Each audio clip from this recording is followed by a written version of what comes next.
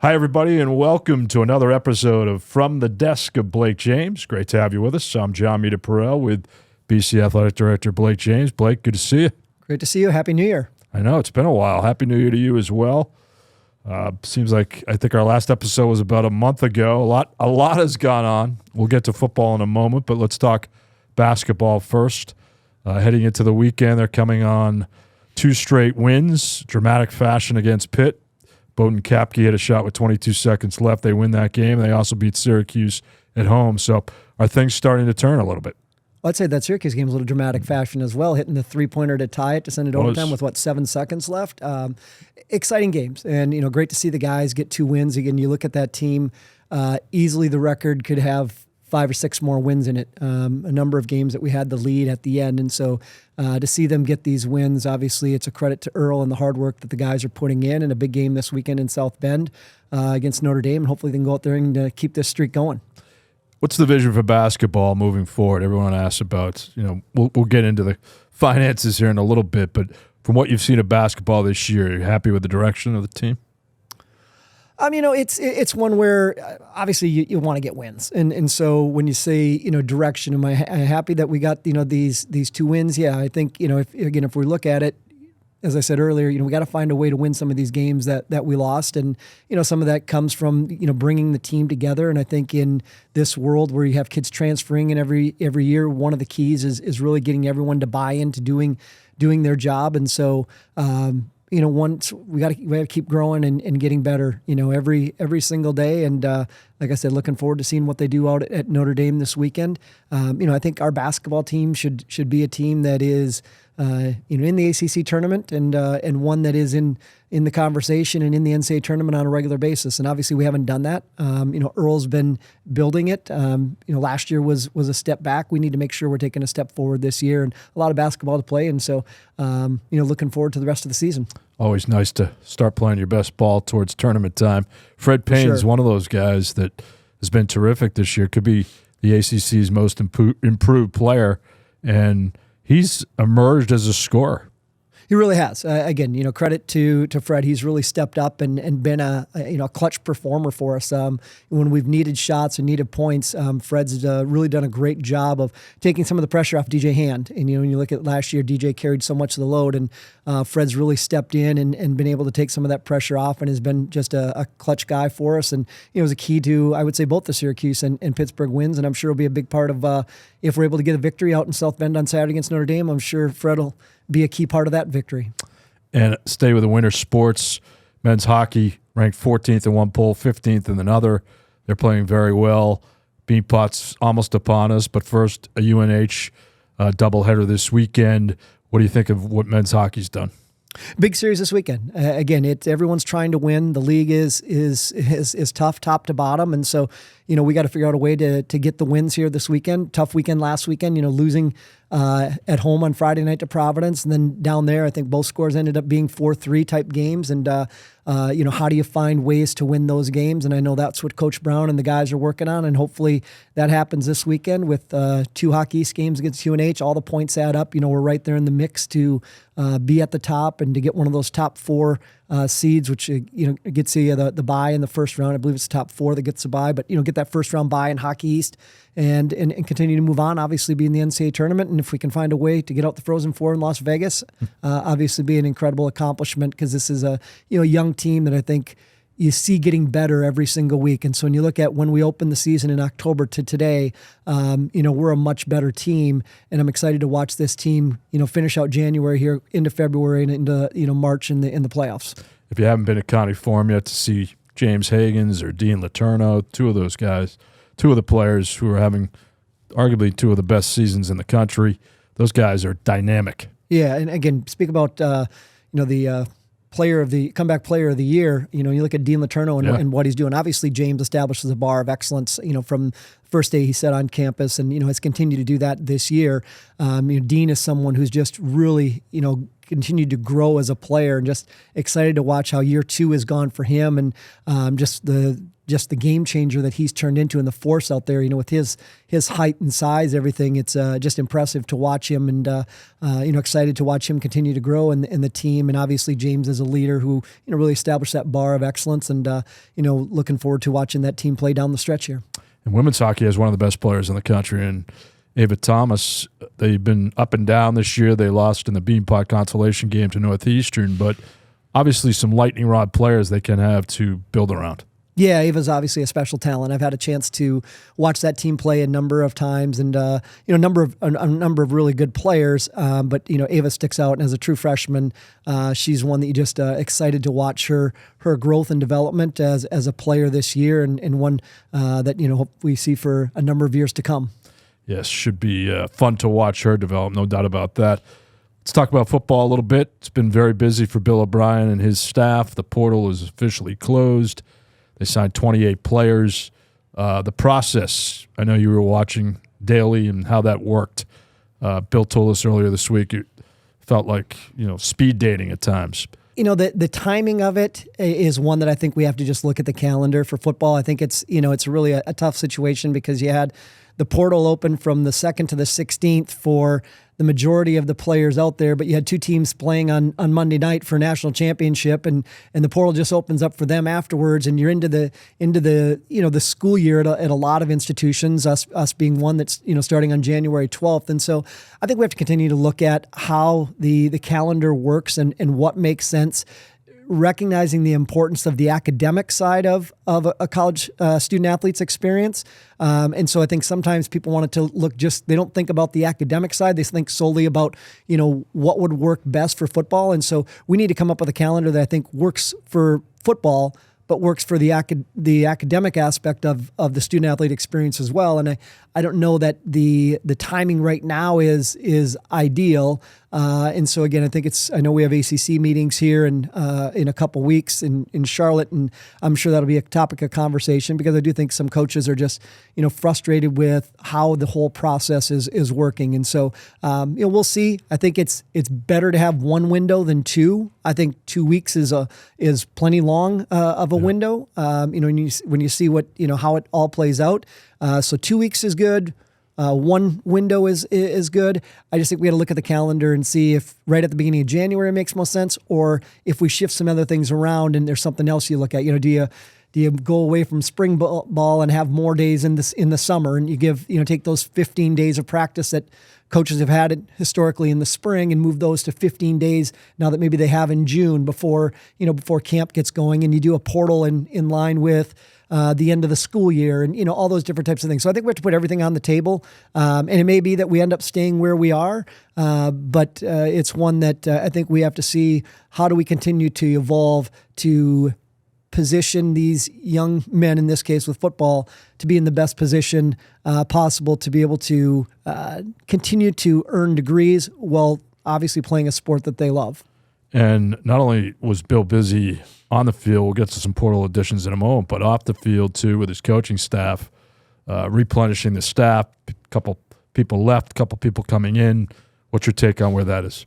I'm excited. In talking with Coach O'Brien, I think he's real happy with the guys that he's brought onto the staff, and I've had a chance to meet them and have a little bit of interaction. Obviously, there's been a lot going on for them with the transfer portal and the holidays and all that. But I think we had made some real great additions to our team. Obviously, wish those that are no longer with us the best in their future endeavors. But like the group that Bill's brought in, and excited to watch them develop and train our young men and get us ready to go for September 5th there in Cincinnati. Yeah, that's coming. We're going to get to that in a moment too, with the schedule release on Monday. But always a talk now with football and basketball, for that matter, revenue share. Yep. And BC announced that they would spend up to $20.5 million as Congress approved. Where does that stand now for not only football, but for the rest of the athletic program? So the $20.5 million, and Congress hasn't gotten involved yet. We need Congress to, I think, get involved to help with some structure. But that was through the House case, so that was a court settlement. And so the way the judge looked at it was 20 22%, I believe, of overall revenues of all the Power 4, I guess we call it now, institutions. And so that number will go up by 4% every year. So this coming year, we're actually going to be $21,320,000. And so we'll fully participate in that. As the courts went through it and they evaluated everything, they came down with a 75% to football, 15% to men's basketball, 5% to women's basketball, 5% to everything else. So we're following right along those lines. And so our teams are lined up similar. So when you look at the 5% to everything else, we don't have a team that's, we don't have a team that's beyond, any of those, beyond any of those numbers. And so, from, men's ice hockey that, obviously is important here to us at Boston College, and that game has changed. And so how do we support them to, football, and obviously their needs to, be at that high threshold. And so it's something that we'll always look to evaluate. We need football to be successful. We need them at the top, so we need them competing against other schools, not only in the ACC, but across the country. And so our numbers need to reflect that. I think the thing everyone has to understand is we have two buckets now, whereas if you turn the clock back before last July 1st, it was just NIL. And so we had Friends of the Heights, which was great and helped us with third-party NIL. We then were able to go into the rev share era, which, again, we're fully participating in that and distributing consistent with what the court model was.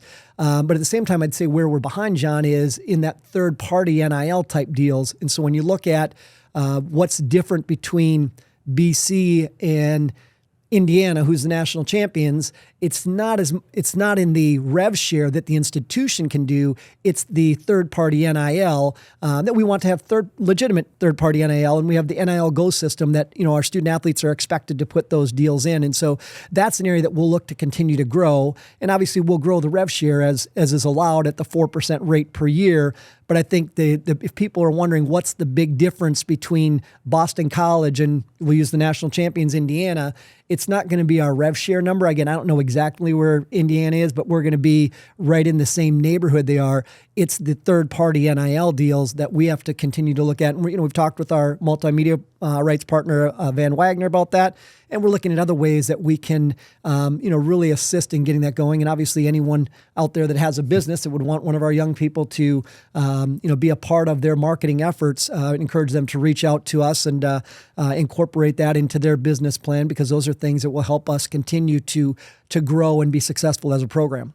Yeah, and along those same lines, is there an update on the $50 million challenge? Has that been we're getting gifts in, and what they've done on that front is they've set up it's endowment, and so their endowment gifts at Boston College, an endowment gift has to be at least $250,000, and it's $250,000 endowment gift for scholarship or coaching endowments. When I met with development yesterday, I think there's already 7 gifts of $250,000 or more that are being finalized, for the signing of the paper. And so we're in the process of still getting, information out on it. But the initial reaction from some of our key supporters has been very positive. And again, it's an opportunity for us to increase our scholarship endowment. When you look at the House case, part of what it did is it went away from having scholarship limits. So use a sport like women's lacrosse, where historically you had 12 scholarships that Acacia could distribute to her entire team. That limit of 12 scholarships has gone away. She has a roster limit now, I believe, of 38, but in theory, she could be as high as 38 scholarships. Now, we're not going to go to 38 scholarships, but we need to fund that program to remain competitive. And they're one of the best programs. I'll say they're not one of, they're the best program in the country year in and year out, and we want to fund them to be competitive. So we got to grow our scholarship numbers, and part of what this endowment will do is it helps relieve the institution of costs associated so they can give us more money to, again, add scholarships, add rev share money, operational support, all those different types of things. So the $50 million, huge win for us. The fact that we've already gotten a lot of positive response to it has been great. And it's one that I know as we continue to roll this out, we're only going to get more response to it. And I think it's really good to, really increase our endowment. When you look at it, John, we get about a little over $10 million a year right now from endowment for scholarship support, which is great. but it's a number we need to increase because my scholarship bill, I joke I'm the largest parent on campus, is well over $30 million right now. And so we have a lot of scholarship needs and needs that are only going to grow as we strive to remain competitive in the ACC, Hockey East, and nationally in the things that we do. That's terrific news, though. Sounds like things are definitely headed in the right direction. Yeah, no. Again, appreciate the leadership from the individual that supported us with the $50 million gift, and I appreciate all those that are following that are able to. Not everyone can do a $250,000 gift, but those that are in that position that are able to do that and believe in helping us with scholarship support and coaching endowments, just encourage them to reach out to our development team and get those gifts going and get them in place because obviously it helps us grow and have greater success as a program. No doubt about that. And a lot of people focused on the Monday football schedule release, and ticket information will fall soon thereafter. And you and I joked last year about the challenging schedule. It's going to be. You said a great schedule. I said challenging. Yes, I did. I did say great. You countered with challenging, but no matter what year you're talking about in the ACC, it's always going to be challenging. And I think coming ahead this year is the same way. You look at the schedule. You have SMU, who was in the mix there to play for the ACC championship. We're playing them in Dallas. Miami, who went to the national championship game. Duke, who won the ACC championship. Georgia Tech, who was right there. We have Rutgers here. Rutgers is going to be a great day. The thing I will share is that game's going to be on Friday, September 11th. And so 25 years, after the September 11th horrific situation that happened here in this country, to be able to have Rutgers and Boston College on that night, that'll be our red bandana game. And so it's one that we're looking forward to continuing to never forget what happened on that day. And we'll have a special night here with Rutgers on Friday, September 11th. But we'll get the full schedule out and we can talk about that in our next get together. Yeah, no question. That's another great moment for BC Athletics on that night to celebrate the memory of Wells Crowther, like we always do so many years here. But as far as ticket information goes, and looking ahead to you've talked a few times about the renovations undergoing at Alumni Stadium. How's that headed? Yeah, we're continuing to make progress, and so obviously excited to get things going. And you touched on getting ticket information out. Once they'll get the schedule, they'll get that out next week. I think in my meeting with the external team, they're planning to get that out shortly after we get the information. We're trying to figure out the schedule, but until we get it, we're just on hold right now, and then we'll get that out as soon as we get the schedule information. And encourage people to buy season tickets. We had an incredible year this past year, one of our best years, our best year ever in terms of revenue generated for football ticket sales, and one of our best years ever in terms of the amount of tickets sold. And so want to continue to build on those types of numbers, and our external team does a great job, and just encourage all those out there to get your tickets early and look forward to an exciting season, because as we touched on, it's going to be quite the schedule. A number of great games here from Florida State, Virginia Tech, Rutgers, Maine.